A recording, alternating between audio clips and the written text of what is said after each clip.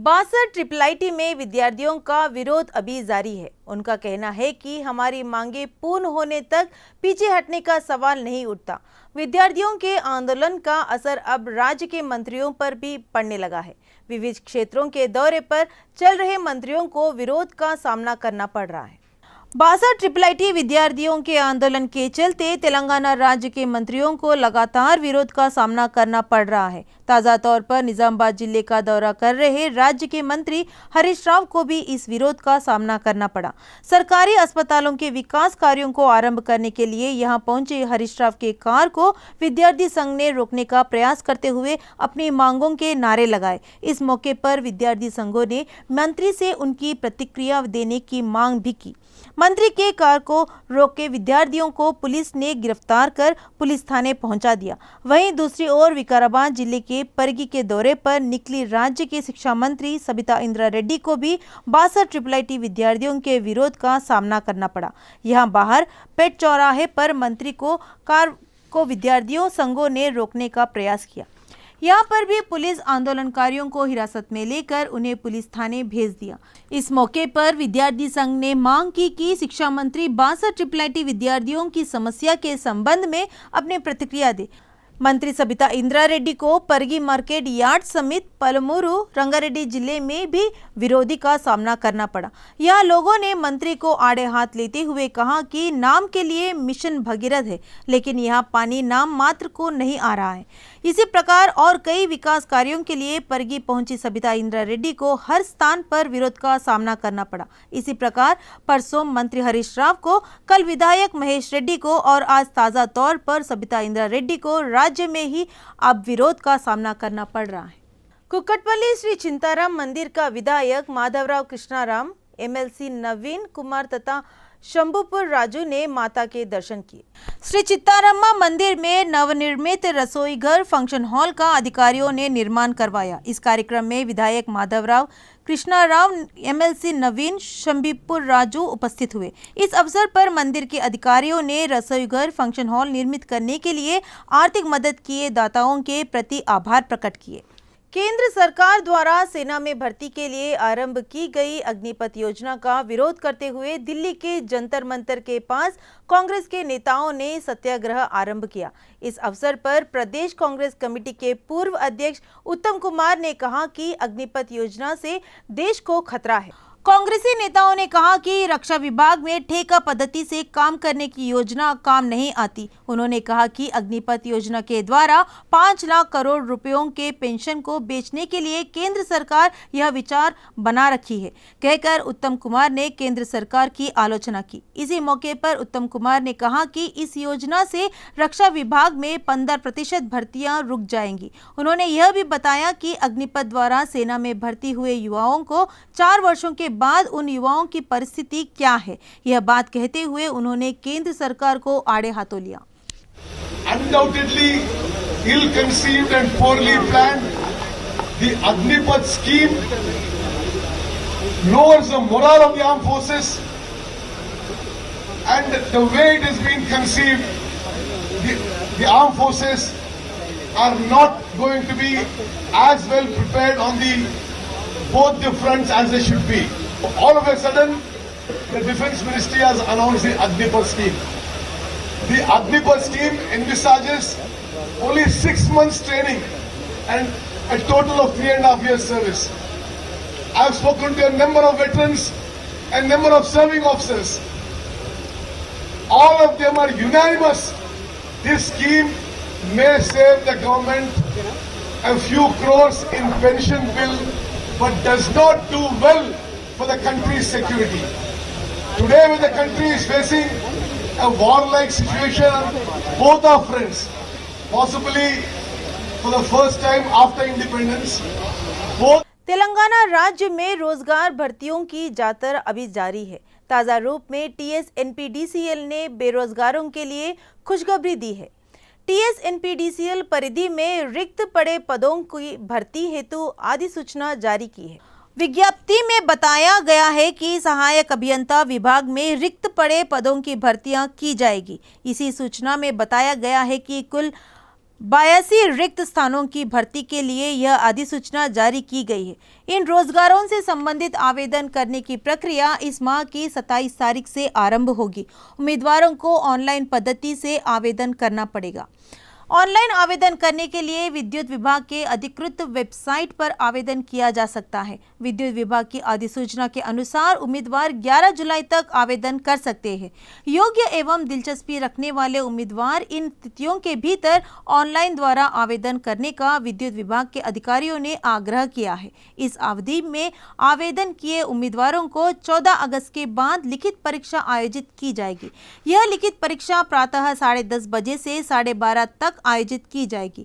इसके लिए आवेदन एवं परीक्षा शुल्क कुल मिलाकर 200 रुपये निर्धारित किया गया है। इलेक्ट्रिकल इंजीनियरिंग तथा इलेक्ट्रिकल एंड इलेक्ट्रॉनिक्स इंजीनियरिंग में स्नातक की उपाधिधारी उम्मीदवार इन पदों के लिए आवेदन कर सकते हैं। अग्निपथ योजना के विरोध में सिकंदराबाद रेलवे स्टेशन पर की हुई विध्वंसक घटना मामले में north zone task force police ने पूछताछ एवं जांच की कार्रवाई आरंभ कर दी है। इस पूछताछ के दौरान आंदोलनकारियों ने सनसनीखेज विषयों की जानकारी दी। इस विध्वंसक घटना को अंजाम दिए आंदोलनकारियों ने पुलिस द्वारा की गई पूछताछ में बताया कि सेना के लिए चुने जाने पर 1 लाख रुपए देने का नियम रहने से सुब्बाराव ने उम्मीदवारों से 1-1 लाख रुपए वसूल कर लिए।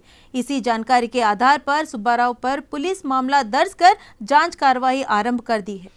सिकंदराबाद रेलवे स्टेशन पर सेना के उम्मीदवारों द्वारा की गई विध्वंसक कार्रवाई के कारण पुलिस की गोलीबारी में एक व्यक्ति की मौत हो गई तथा 13 लोग गंभीर रूप से घायल हो गए। यह सब जानते हैं आंदोलनकारियों पर गोली चलाने के नेपथ्य में मानव अधिकार आयोग ने अपनी प्रतिक्रिया व्यक्त की। सिकंदराबाद रेलवे स्टेशन में घटी घटना के दौरान पुलिस के व्यवहार पर मानवाधिकारी आयोग ने सुमोटो के तहत मामला दर्ज किया है, जिससे पुलिस महानिर्देशक railway protection force, director general of police, government railway police को आज से 20 जुलाई तक इस घटना से संबंधित संपूर्ण रिपोर्ट मानवाधिकार आयोग को सौंपने के आदेश दिए।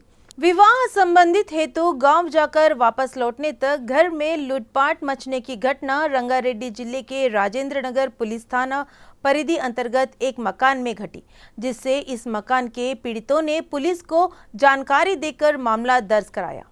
विवाह संबंध तय करने के लिए अपने पैतृक गांव कड़पा के लिए गत 9 तारीख को घर से निकला परिवार आज सुबह वापस घर लौटते ही घर की हालत देखकर भयभीत हो गया। जैसे ही यह लोग मकान पहुंचे, घर के सभी ताले टूटे हुए थे, जिससे मकान के मालिक ने घर में रखी अलमारी की तलाशी की तो अलमारी में 3 तोला सोना तथा 2 किलो चांदी के सामान सहित 50,000 की नकदी और एक लैपटॉप नदारत थे। मकान मालिक ने तत्काल पुलिस थाने जाकर इस चोरी की घटना की शिकायत दर्ज कराई, जिसके आधार पर पुलिस क्लू टीम की मदद से मामले की तहकीकात आरंभ कर दी है। एलबी नगर में अवैध रूप से गांजे की आपूर्ति कर रहे व्यक्ति को पुलिस ने गिरफ्तार कर लिया। कम समय में अधिक धन कमाने के उद्देश्य से यह आरोपी हैश ऑयल की बिक्री कर रहा था। इस बात की पुलिस ने जानकारी दी। इस मामले के संबंध में पुलिस ने बताया कि अवैध रास्तों से अधिक पैसा कमाने के उद्देश्य को लेकर लोग ड्रग्स, गांजा तथा हैश ऑयल जैसे मादक पदार्थों की बिक्री कर रहे हैं। इन विक्रेताओं की ओर युवा पीढ़ी काफी आकर्षित हो रही है। इसी मार्ग पर चल रहे अखिल को पुलिस ने हिरासत में ले लिया। इस मामले में बिक्रीकर्ता पहले ही गिरफ्तार हुआ है, लेकिन मुख्य आरोपी बालैया लापता है। आरोपी के पास से पुलिस ने 1 किलो 20 ग्राम हैश ऑयल बरामद कर लिया। पुलिस मामला दर्ज कर आगे की जांच कर रही है। एलबी नगर अनाज विद्यार्थी गृह में फादर्स डे भव्य रूप से आयोजित किया गया। इस मौके पर पल्स हार्ट चैरिटेबल ट्रस्ट के तत्वावधान में अनाथ विद्यार्थियों के लिए 1 माह की जरूरतों को पूर्ण करने जैसी मात्रा में राशन पानी का वितरण किया गया। पल्स हार्ट चैरिटेबल राष्ट्र के संचालक मुखर्जी ने फादर्स डे की शुभकामनाएं दी। इस मौके पर मुखर्जी ने कहा कि इतने अद्भुत संगठन का दौरा करते हुए मैं अपने जीवन में एक अच्छा मौका अनुभव कर रहा हूं। उन्होंने कहा कि यहाँ विद्यार्थियों द्वारा अपनी अपनी सभी जिम्मेदारियां निभा लेते हैं। जिस अनुशासन का प्रदर्शन कर रहे हैं यह बहुत ही उत्तम और अच्छा है। ट्रस्ट तरफुना अनाथ विद्यार्थी गृह అనే ఏవిజీ అనే అద్భుతమైన ఆర్గనైజేషన్ని ఇవాళ విజిట్ చేయడం జరిగింది. దీనికి మన ఆనరబుల్ జడ్జి దుర్గాప్రసాద్ గారు, అదేవిధంగా ఎమ్మెల్యే సుధీర్ రెడ్డి గారు, ఈ ఆర్గనైజేషన్ని అంతా తానే చూసుకుంటున్న రాజేష్ గారు, అదేవిధంగా మా మిత్రుడు Palsad charitable trust coordinator Chandu Srinivas గారు, మా ఫాదర్ పూర్ణచంద్రరావు గారు, తర్వాత మేమందరం కలిసి ఫాదర్స్ డే సందర్భంగా పిల్లలందరికీ కొంత ఏదో చేయాలని ఒక నెలకు సరిపడా రేషన్ అడిగినప్పుడు దాన్ని మాకు తోచినంత మేరకు మేము ఇవ్వడం జరిగింది. దీంట్లో మేము కొన్ని అద్భుతమైన విషయాలు ఏం తెలుసుకున్నాం అంటే, అనాథ విద్యార్థి గృహంలో అందరూ పిల్లలు కూడా తమే కంప్లీట్గా మెయింటైన్ చేసుకోవడం, వాళ్ళ విధులని వాళ్లే నిర్వర్తించుకోవటం, కంప్లీట్గా వాళ్ళ అకౌంట్స్ వాళ్ళు చూసుకోవడం, వాళ్ళకి జూనియర్ పిల్లలకి సీనియర్లు సహాయం చేయటం, వాళ్ళ గార్డెనింగ్ దగ్గర నుంచి, వాళ్ళ క్లీనింగ్ దగ్గర నుంచి, వాళ్ళ కుకింగ్ దగ్గర నుంచి, వాళ్ళ మెయింటెనెన్స్ దగ్గర నుంచి అన్నీ కూడా వాళ్లే చూసుకోవటం, ఒక స్వావలంబన అనే వర్డ్కి ప్రతీకగా నిలవటం అనేది చూసి నిజంగా ఆశ్చర్యపోయాం. तेलंगाना राज्य में शराब नदियों की भांति भर रही है, जिससे शराब के शौकीन दिन दहाड़े शराब पीकर झूम रहे हैं। वाइन्स बार आदि नियमों का उल्लंघन करते हुए अपना कारोबार चलाने से जनता भी नशे में धुत होती जा रही है। हैदराबाद नगर के पुराने शहर स्थित लाल दरवाजा क्षेत्र में यशवी वाइन्स के पास 2 शराबी फुल पीकर गिर पड़े, या ऐसा हो तो वाइन शॉप के पास ही परमिट रूम स्थापित करने से शराब के प्रेमी वाइन्स के करीब खड़े होकर ही शराब पीकर नीचे गिर पड़ रहे हैं। एक और वाइन शॉप के संचालकों का नियम उल्लंघन, वहीं दूसरी ओर शराबियों की शराब पीकर सड़क पर गिरने की घटनाएं स्थानीय लोगों को, विशेषकर महिलाओं को काफी तकलीफ पहुंचा रहा है। इन सब को देखते हुए पुलिस तथा संबंधित अधिकारी किसी प्रकार की कोई दिलचस्पी नहीं दिखा रहे हैं। मौसम विभाग ने बताया कि देश के दोनों तेलुगु राज्यों में भारी वर्षा होने की सूचना है।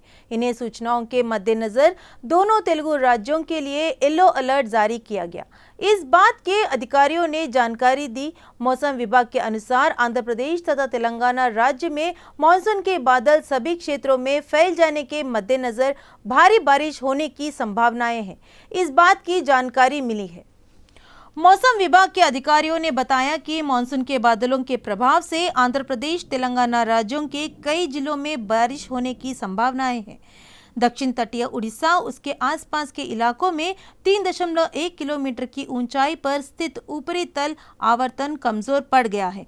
इससे राज्य में 1-2 स्थानों पर भारी से अति भारी बारिश होने की संभावनाएं हैं। मौसम विभाग के अधिकारियों ने चेतावनी देते हुए कहा कि इन बारिशों के दौरान बिजली भी गिर सकती है। इसके लिए उन्होंने जन सामान्य को सतर्क एवं सुरक्षित स्थानों पर रहने की सलाह दी।